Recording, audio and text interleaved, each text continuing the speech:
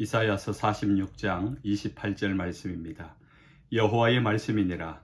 내 종 야곱아, 내가 너와 함께 있나니 두려워하지 말라. 내가 너를 흩었던 그 나라들은 다 멸할지라도 너는 사라지지 아니하니라.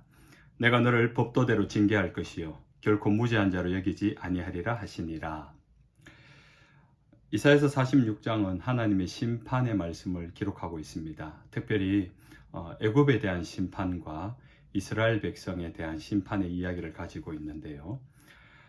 이스라엘 백성들은 하나님을 경외하고 하나님의 도우심으로 살아가는 민족임에도 불구하고 위기가 올 때마다 우방국들, 주변의 강한 나라들을 의지하는 경우가 많았습니다. 구약의 역사 가운데 끊임없이 나타난 나라가 애굽입니다. 당시의 강대국이기도 했고, 그래서 이스라엘 백성들은 마지막 멸망을 앞두고 바벨론이 침공에 들어올 때 예레미야 선지자를 통하여서 이스라엘 백성들이 하나님의 말씀을 버리고 우상을 숭배한 죄로 말미암아 결국 70년 포로 생활을 피할 수 없는 하나님의 뜻이었습니다. 그러나 끝까지 버티고 항전하다가 애굽이 도와줄 거라고 믿었던 것입니다. 그리고 실제로 많은 사람들이 바벨론 침공을 피해서 애굽으로 피난하기도 했습니다.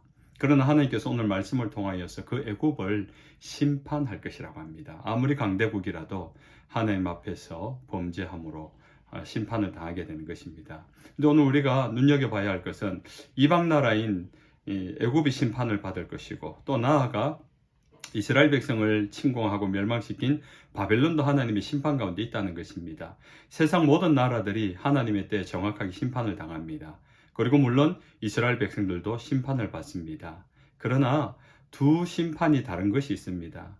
애굽이든 바벨론이든 다른 모압이나 암몬이나 여러 나라들은 그 심판으로 끝이 납니다. 한 번의 심판으로 마지막 기회조차 없는 것입니다. 그런 오늘 본문을 보면은 하나님의 백성이 이스라엘을 향하여서는 이렇게 말합니다. 그 나라들은 다 멸할지라도 너는 사라지지 아니하리라. 이렇게 이야기합니다. 내 종 야곱아. 심판하는 가운데, 범죄한 가운데 있는 이스라엘 백성이지만 하나님은 하나님의 백성을 여전히 나의 종, 나의 야곱이라고 부르는 겁니다. 포기할 수 없다는 것이죠. 비록 범죄해서 하나님의 심판을 피할 수 없습니다. 그래서 마지막에 내가 너를 법도대로 징계할 것이다. 결코 무죄한 자로 여기지는 않는다.